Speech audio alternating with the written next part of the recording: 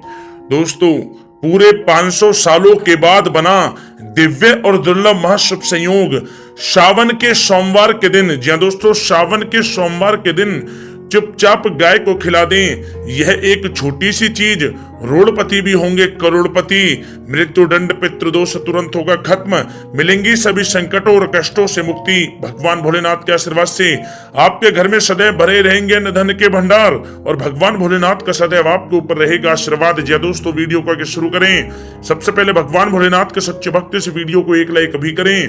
Comments box में जय भोलेनाथ अवश्य लिखें, जिससे भगवान भोलेनाथ का आशीर्वाद आपको सीधे प्राप्त हो सके। साथ ही साथ अगर आप हमारे इस चैनल पर नए हैं तो चैनल को सब्सक्राइब करके बेल आइकन को प्रेस करें, जिससे समय समय पर इसी प्रकार की महत्वपूर्ण ज्ञानवर्धक वीडियो आप लोगों तक पहुंच सके और ज्यादा से ज्यादा इस वीडियो को अपने दोस्तों में शेयर करें। दोस्तों, जैसा कि आप सभी लोग जानते ही हैं, हिंदू धर्म के अनुसार सावन के महीने को बेहद ही पवित्र माना जाता है। भगवान शिव की कृपा पाने के लिए इस महीने को सर्वश्रेष्ठ माना जाता है, क्योंकि यह सावन का पवित्र महीना भोलेनाथ का सबसे प्रिय महीना होता है। इसे श्रावण मास भी कहा जाता है। भगवान भोलेनाथ को सावन का यह महीना अति प्रिय है। इस महीने में विधि विधान से भगवान भोलेनाथ की पूजा करनी चाहिए। ऐसा करने से भगवान भोलेनाथ सभी दुखों को दूर करते हैं, साथ ही साथ आपकी सभी मनोकामनाएं पूरी भी करते हैं। इस महीने भगवान भोलेनाथ को प्रसन्न करना बहुत ही आसान होता है। माना जाता है कि इस महीने में भगवान भोलेनाथ कैलाश पर्वत छोड़कर धरती पर विचरण करने के लिए आते हैं। देवों के देव महादेव भगवान भोलेनाथ की सावन के महीने में बहुत ही श्रद्धा भाव से, बहुत ही प्रेम पूर्वक विशेष रूप से पूजा अर्चना करनी चाहिए। कहा जाता है कि सावन के इन पवित्र दिनों में शिवलिंग पर बेलव पत्र, धतूरा, चंदन, अक्षत, शमी पत्र आदि अनेक शुभ वस्तुएं चढ़ाने से भगवान भोलेनाथ जल्दी प्रसन्न होते हैं और भक्तों की समस्त मनोकामनाएं पूर्ण करते हैं। साथ ही साथ सावन के इस पवित्र महीने में हमें अपने मन में बिल्कुल भी किसी के प्रति गलत विचार नहीं लाने चाहिए, ईर्ष्या की भावना नहीं लानी चाहिए और ज्यादा से ज्यादा सावन मास के पवित्र दिनों में महामृत्युंजय मंत्र और भगवान भोलेनाथ के मंत्रों का विशेष रूप से जाप करते रहना चाहिए। इन पवित्र दिनों में अपने माता पिता और गुरुओं का सम्मान करना चाहिए। साथ ही साथ इन पवित्र दिनों में आपको मांस, मछली, मदिरा आदि से भी परहेज करना चाहिए। इनका सेवन आपको नहीं करना चाहिए, अन्यथा भगवान भोलेनाथ क्रोधित हो जाते हैं। और साथ ही साथ अगर संभव हो सके तो सावन के इन पवित्र दिनों में अधिक से अधिक अन्न धन का दान करें। भगवान भोलेनाथ बहुत प्रसन्न होते हैं। और साथ ही साथ आपको बता दें कि यदि आप सावन मास के इन पवित्र दिनों में गाय से जुड़े कुछ उपाय कर लेते हैं तो भगवान भोलेनाथ बहुत ही प्रसन्न होते हैं और भक्तों की समस्त मनोकामनाएं पूर्ण करते हैं। चलिए दोस्तों, बात कर लेते हैं गाय से जुड़े कुछ महत्वपूर्ण उपायों के बारे में। दोस्तों, सनातन परंपरा में गाय, गंगा और गायत्री का बहुत ज्यादा धार्मिक महत्व है। मान्यता है कि गौ माता के शरीर पर 33 कोटि देवी देवताओं का वास होता है। गौ माता की सेवा एवं पूजा करने वाले जातक पर इन सभी देवी देवताओं की कृपा बरसती है। गौ सेवा से न सिर्फ इस जन्म के बल्कि पूर्व जन्म के भी दोष दूर हो जाते हैं। प्रत्येक सुबह जब आपके घर में भोजन बनना प्रारंभ हो तो सबसे पहले बनाई गई रोटी को आप गौ माता के नाम से निकाल दें और भोजन करने से पूर्व गौ माता को इस रोटी को खिलाएं। यदि संभव हो तो काली गाय को खिलाएं। यदि काली गाय ना मिले तो सफेद गाय को भी आप खिला सकते हैं। प्रत्येक पूजा और मांगलिक कार्य में गौ माता या उनसे जुड़ी चीजें जैसे गाय का गोबर, गोमूत्र, गाय का दूध अथवा गाय के दूध से बना घी अवश्य शामिल करें। इससे आपको पुण्य फलों की प्राप्ति होगी। सनातन परंपरा के अनुसार जिस घर में गाय होती है उस घर से जुड़े सभी वास्तु दोष स्वतः ही समाप्त हो जाते हैं। किसी भी पूजा में गाय से प्राप्त पंचांगव्य युक्त पदार्थ का उपयोग अवश्य शामिल करें, क्योंकि पंचांगव्य के बिना कोई भी पूजा पाठ और हवन सफल नहीं होता। जा दोस्तों, गो कृपा पाने के लिए प्रतिदिन, सप्ताह अथवा महीने में परिवार समेत एक बार गौशाला जाने का नियम जरूर बनाएं और वहां गायों को हरा चारा जरूर खिलाएं। इससे आपको शुभ फलों की प्राप्ति होगी। और साथ ही साथ गौ सेवा और गौ पूजा से 9 ग्रह शांत हो जाते हैं और इनसे जुड़े दोषों का निदान हो जाता है। गर्मियों में गौ माताओं को पानी पिलाएं और सर्दी में गौ माताओं को गुड़ अवश्य खिलाएं। ध्यान रखें कि गर्मियों में गाय को गुड़ ना खिलाएं। अनेक देवी देवताओं को अपने शरीर पर धारण करने वाली गौ माता से जुड़े कई शुभ और अशुभ संकेत भी होते हैं। मसलन गाय का दूध दुहाते समय यदि गाय ठोकर मार दे और सारा दूध बिखर जाए तो अपशगुन होता है। यदि कोई यात्रा पर निकल रहा हो और गाय अपने बछड़े को दूध पिलाती सामने आ जाए तो निश्चित रूप से जिस यात्रा के लिए आप निकले हैं वह यात्रा आपके लिए अवश्य ही सफल होगी और वह काम जिसके लिए आप निकले हैं वह अवश्य ही पूर्ण होगा। यात्रा पर जाते समय बाईं ओर गाय की आवाज आना और रात्रि में गाय की हुंकार करना भी शुभ होता है। दोस्तों साथ ही साथ गाय के साथ आप भूलकर भी ये काम ना करें, अन्यथा मिलता है घोर नरक और जीवन भर की परेशानियां। जय दोस्तों, गाय को राष्ट्रीय पशु बनाए जाने और इन्हें मौलिक अधिकार दिए जाने की बात हो रही है तो सवाल उठता है कि गाय जब भारतीय संस्कृति का अहम हिस्सा है तब भी गाय के साथ लोग खराब व्यवहार कैसे कर लेते हैं। गाय दर दर भटकती रहती है, भरपेट इन्हें चारा तक लोग नहीं देते। गाय जब तक दूध देती रहती है तो उनकी सेवा होती है और जैसे ही दूध देना बंद कर देती है तो लोग इन्हें उनकी किस्मत पर छोड़ देते हैं। सड़कों पर और गलियों में भटकने के लिए ऐसे में गोवंशी जीवों को कोई डंडे से मारता है तो कोई उन पर पानी डाल देता है। कभी वाहनों से इन्हें ठोकर लग जाती है तो कभी बीमार होकर बेचारी ये गाय दम तोड़ देती हैं। ऐसे में जरूरत है इन बातों को जानने की कि गाय को लेकर शास्त्रों में क्या कहा गया है, गाय के साथ आपको कैसा व्यवहार करना चाहिए। या दोस्तों, गाय को कभी भी मारना पीटना नहीं चाहिए। शास्त्रों में गाय को माता का दर्जा दिया गया है। गाय को मारने पीटने वाला माता को मारने पीटने वाले के समान पाप का भागी माना जाता है। ऐसे घरों को नरक लोक में वर्षों तक कष्ट भोगना पड़ता है। अगले जन्म पशु योनि में मिलता है। कथा है कि गौतम मुनि ने गलती से गाय को डंडा मार दिया था जिससे गाय की मृत्यु हो गई थी और इस पाप से मुक्ति के लिए इन्हें वर्षों तक तपस्या करनी पड़ी।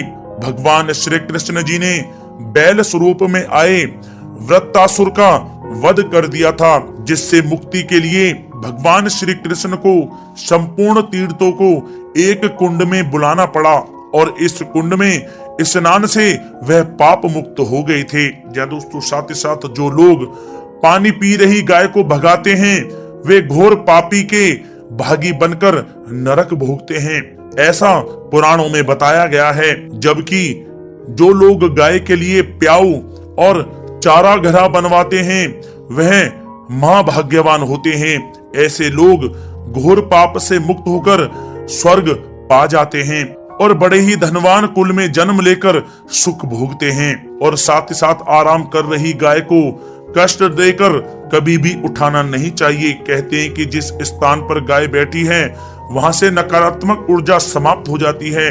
गाय के बैठने की जगह को जो लोग नियमित साफ रखते हैं वे पूर्व जन्म में किए गए जाने अनजाने में पापों से मुक्ति हो जाते हैं और गोलोक में स्थान पाते हैं। गाय को डंडा मारकर उठाना, पानी डालकर उठाने से मनुष्य पाप का भागी बनता है और अगले जन्म में उसे दर दर भटकना पड़ता है। और साथ ही साथ शास्त्रों में बताया गया है कि गाय का दूध उसके बछड़े के लिए होता है। गाय के बछड़े से बचा हुआ दूध ही मनुष्य को लेना चाहिए, लेकिन कुछ लोग एक बार गाय को दूह लेने के बाद फिर से बछड़े के लिए बचा हुआ दूध भी दूह लेते हैं। ऐसा करना घोर पाप कहा जाता है। ऐसे दूध को दुहाने वाला और ग्रहण करने वाला दोनों ही पाप के भागी बन जाते हैं। दोस्तों, साथ ही साथ शास्त्रों में कहा गया है कि गोवंश यानी गाय और बैल के पीठ पर नहीं बैठना चाहिए। इनके पीठ पर बैठने से महापाप लगता है। ऐसे लोगों को नरक की यातना भोगनी पड़ती है। एकमात्र महादेव के अंश के उत्पन्न नंदी ही गोवंशी हैं, जिस पर स्वयं महादेव और महादेवी सवारी करती हैं, क्योंकि नंदी ने स्वयं अपनी इच्छा से महादेव की सवारी बनना स्वीकार किया था। और साथ ही साथ शास्त्रों में गाय के दान को बहुत ही महत्व दिया गया है, लेकिन ऐसी गाय का दान कभी नहीं करना चाहिए जो बूढ़ी और बीमार हो। कठोपनिषद में नचिकेता की कथा भी इस संदर्भ में है कि जिस नचिकेता ने पिता द्वारा बूढ़ी गाय को दान करने पर आपत्ति जताई थी, दूध देने वाली और बछड़े सहित जो लोग गाय का दान करते हैं वह महान पुण्य को प्राप्त करके स्वर्ग में स्थान पाते हैं। दोस्तों, साथ ही साथ सूर्य, चंद्र, मंगल या शुक्र की युति राहु से हो तो पितृ दोष होता है। यह भी मान्यता है कि सूर्य का संबंध पिता से एवं मंगल का संबंध रक्त से होने के कारण सूर्य यदि शनि, राहु या केतु के साथ स्थित हो या दृष्टि संबंधी हो तथा मंगल की युति राहु या केतु से हो तो पितृ दोष होता है। इस दोष से जीवन संघर्षमय बन जाता है। यदि पितृ दोष हो तो गाय को प्रतिदिन या किसी भी एकादशी को या किसी पूर्णिमा के दिन या अमावस्या को रोटी, गुड़, चारा आदि खिलाने से पितृदोष समाप्त हो जाता है। साथ ही साथ देसी गाय की पीठ पर जो ककुद कुबड़ होता है वह बृहस्पति गुरु हैं। अतः जन्म पत्री में यदि बृहस्पति अपनी नीच राशि मकर में हो या अशुभ स्थिति में हो तो देसी गाय के इस बृहस्पति भाग एवं शिवलिंग रूपी कुबड़ के दर्शन करने चाहिए। गुड़ तथा चने की दाल रखकर गाय को रोटी भी दें, इससे आपको शुभ फलों की प्राप्ति होगी। और साथ ही साथ यदि आप रास्ते में जा रहे हों और सामने से गौ माता आती हुई दिखाई दें तो गौ माता को आप अपनी दाहिनी ओर से जाने देना चाहिए। आपकी यात्रा अवश्य ही सफल होगी। और साथ ही साथ यह संकेत भी जान लें, यदि आप यात्रा पर जा रहे हैं और सामने आपके गाय पड़ जाए अथवा अपने बछड़े को दूध पिलाती हुई सामने गाय दिखाई दे जाए तो समझ जाना कि वह यात्रा आपके लिए अवश्य ही सफल होगी। और साथ ही साथ जिस घर में गाय होती है उसमें वास्तु दोष स्वतः ही समाप्त हो जाता है। और साथ ही साथ आपको बता दें कि गाय को आप जो भी रोटी बनाएं प्रतिदिन ताजी रोटी ही बनाएं। गाय को अगर आपने रोटी बनाई है तो कोशिश करें कि उस रोटी को आप तुरंत ही गाय को दे दें।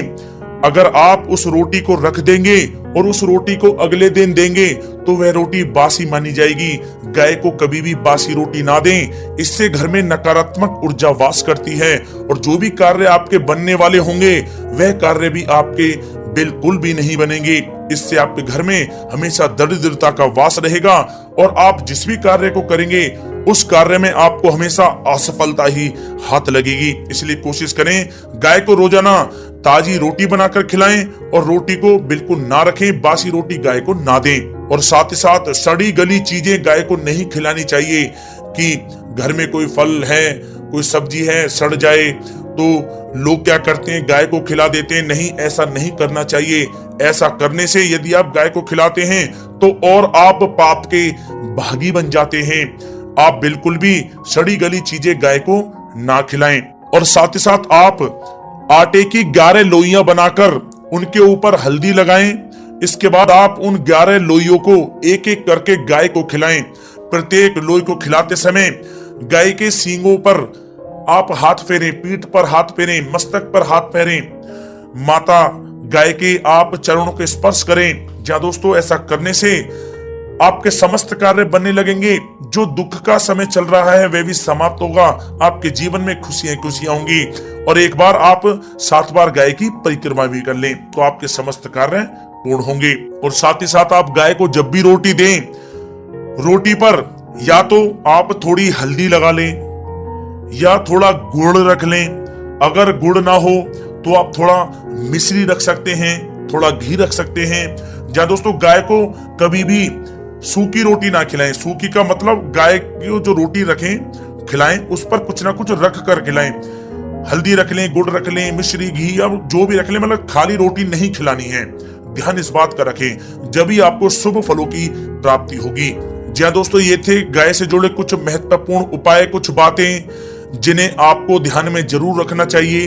या दोस्तों वीडियो अच्छी लगी हो तो वीडियो को लाइक करें, ज्यादा से ज्यादा अपने दोस्तों में शेयर करें, चैनल पर नए तो सब्सक्राइब करें। जय गौ माता।